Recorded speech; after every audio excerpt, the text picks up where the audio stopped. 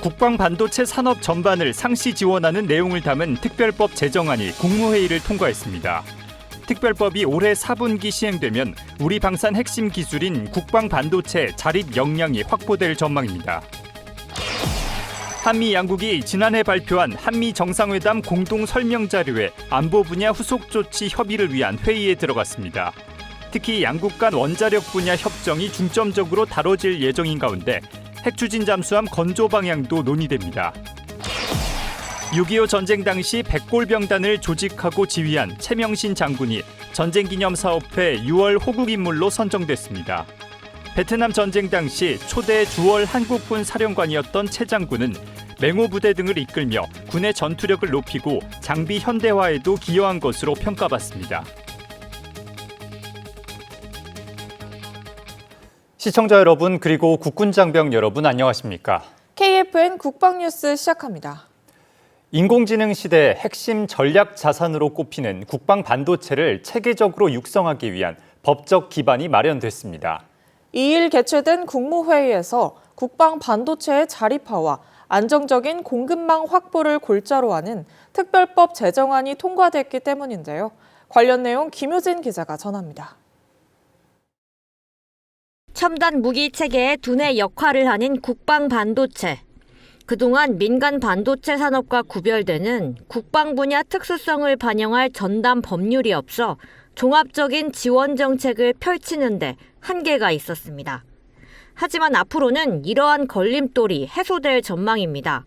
2일 열린 국무회의에서 국방반도체 산업 전반을 상시 지원하는 내용을 담은 국방반도체 육성 및 지원에 관한 법률 제정안이 통과된 겁니다.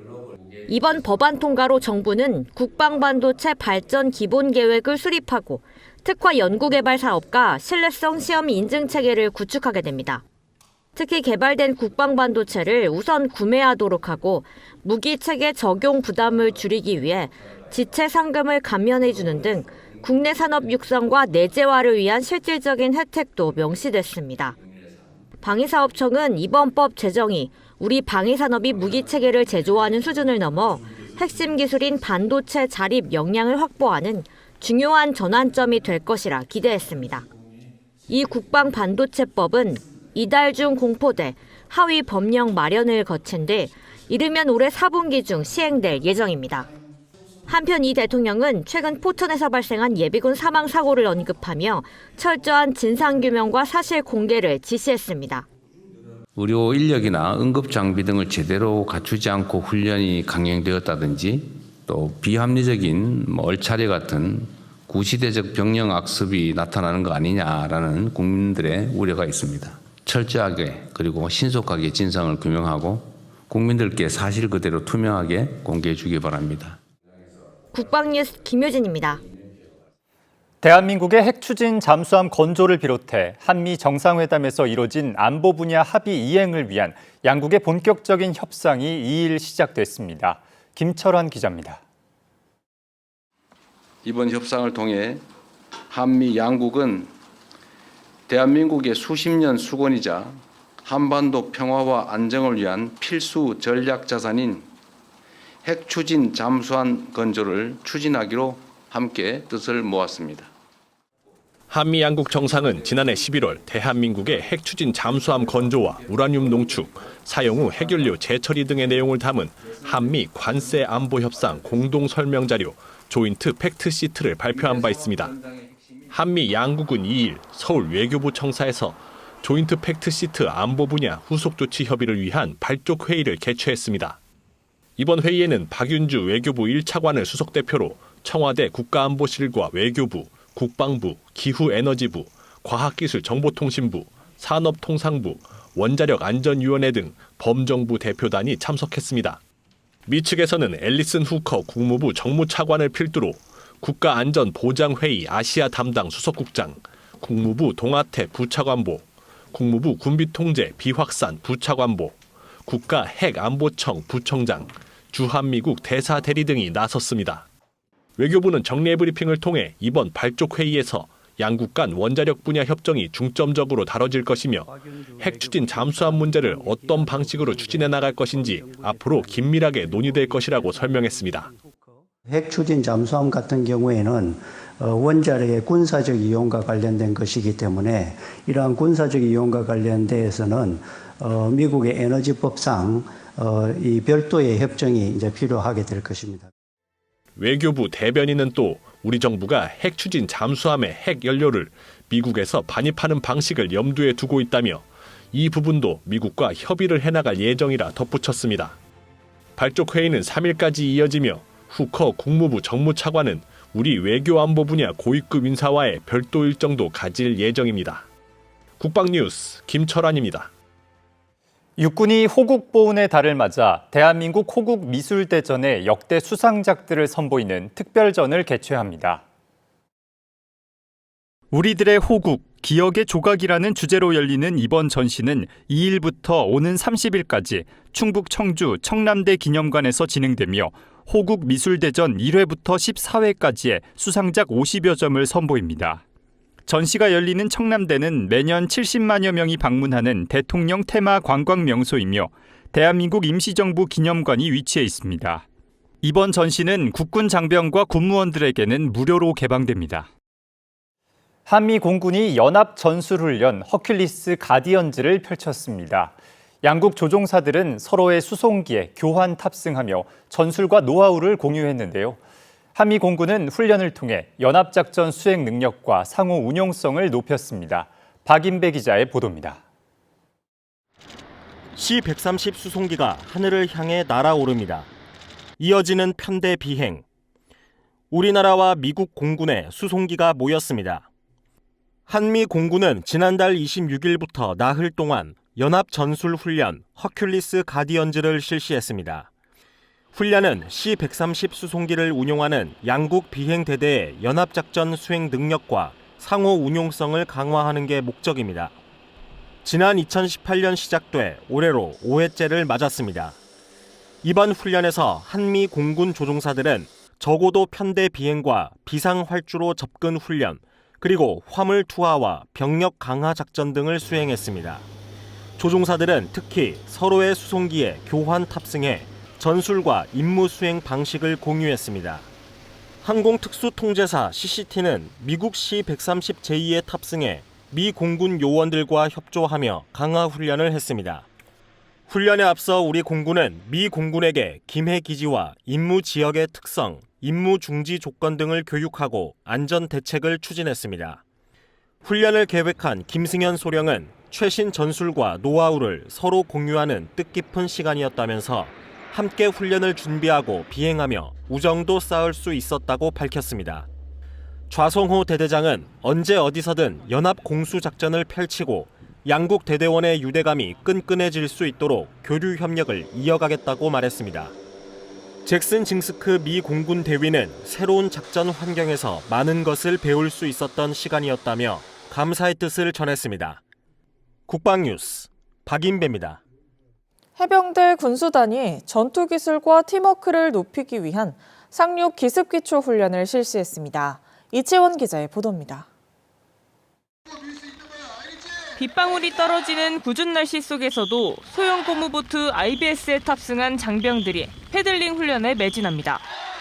지난달 18일부터 6월 1일까지 주둔지 및 포항 도구해안 일대에서 실시한 해병대 군수단 상륙기습 기초훈련 모습입니다.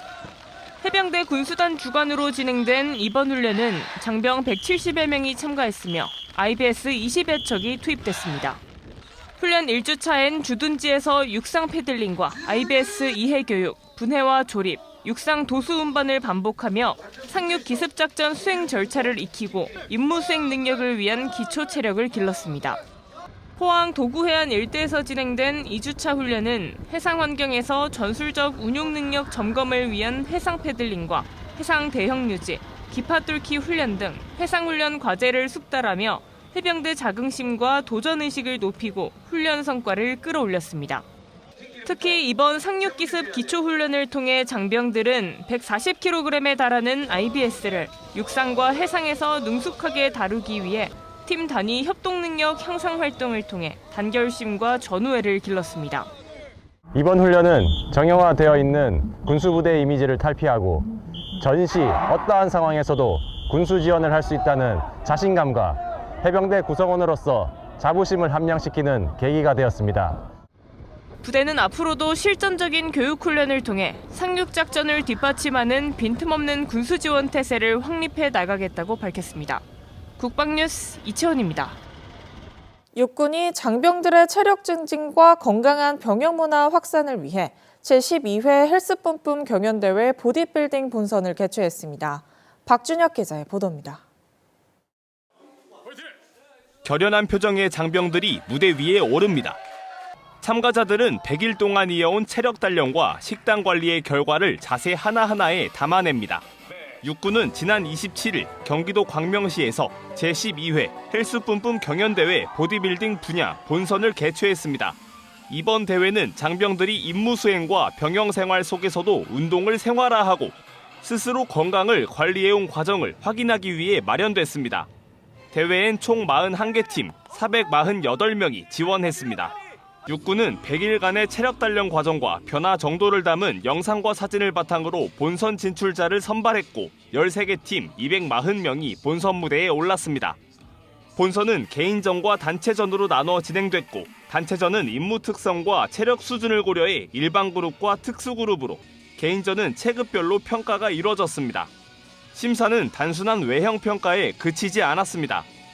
전투 임무 수행에 적합한 체격과 균형 잡힌 근력, 꾸준한 자기관리 과정, 단체전의 경우 팀 구성원 간 조화와 무대 완성도까지 종합적으로 반영했습니다. 참가자들의 열기로 가득했던 대회가 종료되고 영광의 수상자들이 발표됐습니다. 참가자들은 결과보단 과정에 대한 뿌듯함을 드러내며 청년드림, 국군드림의 목적인 장병들의 체력 증진과 전투 능력 수준 향상을 진정으로 달성한 모습을 보여줬습니다. 육군은 앞으로도 장병들의 체력 단련 문화를 확산하고 강한 전투력의 기반을 다져나갈 계획입니다. 국방뉴스 박준혁입니다. 한국 현대 군사사의 한 획을 그은 고 최명신 장군이 6월에 호국 인물로 뽑혔습니다. 전쟁기념사업회는 6.25 전쟁 당시 백골병단을 조직해 지휘한 최 장군의 업적을 높이 평가했습니다. 송민아 기자입니다. 6.25 전쟁 당시 남북 간 교전이 치열하게 벌어지면서 우리 군은 북한군 점령 지역의 후방으로 침투하는 게릴라 작전을 계획합니다.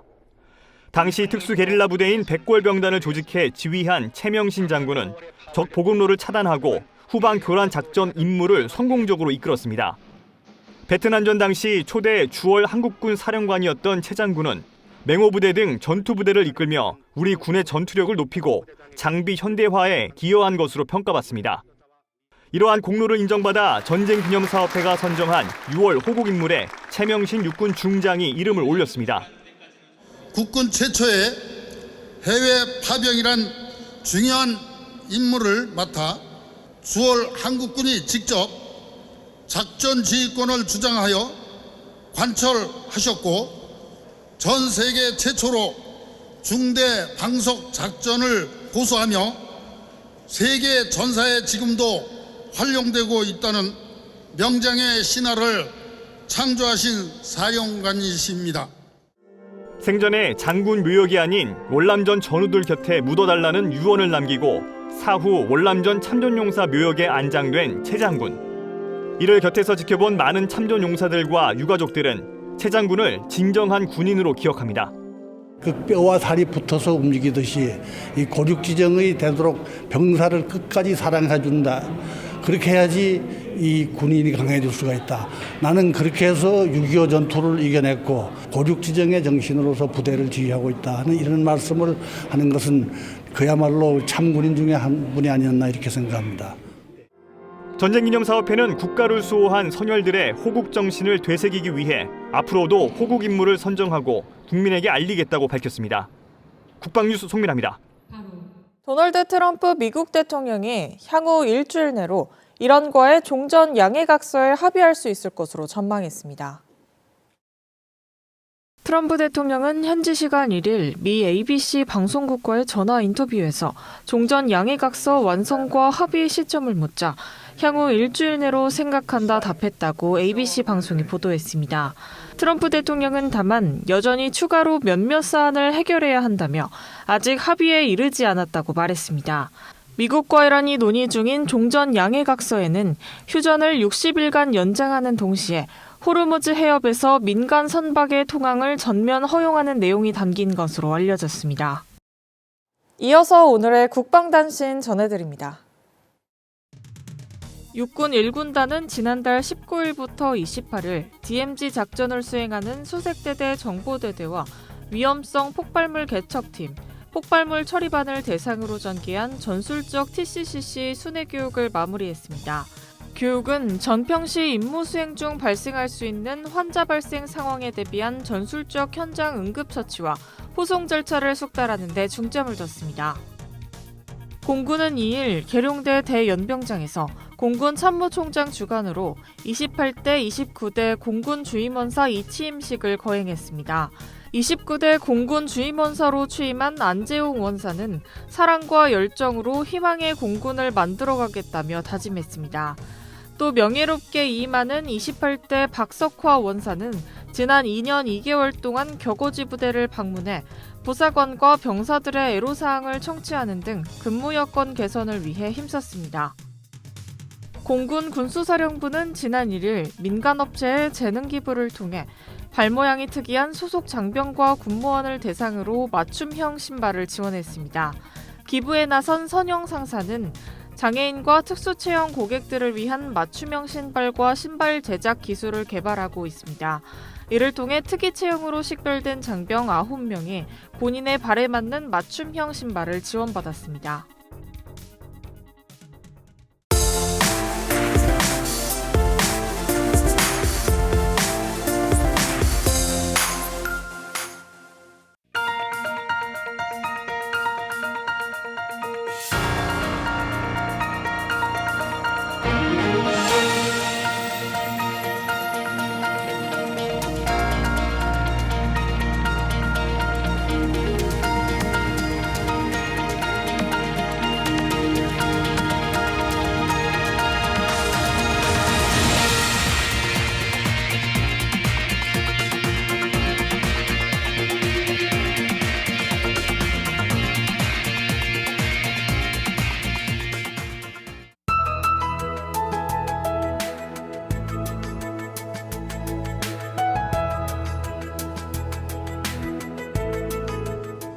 기상정보입니다. 남부 지역을 중심으로 강하게 내리던 비는 현재 대부분 그친 상태입니다. 중부 지역은 대체로 맑은 가운데 남동풍의 영향으로 더운 날씨가 나타나고 있습니다. 자세한 날씨 알아보겠습니다. 내일 예보입니다. 내일은 전국이 대체로 맑겠으나 산악 지역으로는 소나기가 예상됩니다. 내일 아침 최저기온은 서울 21도, 계룡은 16도로 예상되며 한낮 최고기온은 서울 32도, 원주는 34도로 예상됩니다. 주간 기상 전망입니다. 기압계가 불안정하여 이번 주 금요일까지는 구름이 많고 곳에 따라 소나기가 내리는 날씨가 지속되겠습니다. 이상 공군 기상단 제공 기상정보였습니다. 이것으로 KFN 국방뉴스를 마칩니다. 시청해주신 여러분 고맙습니다.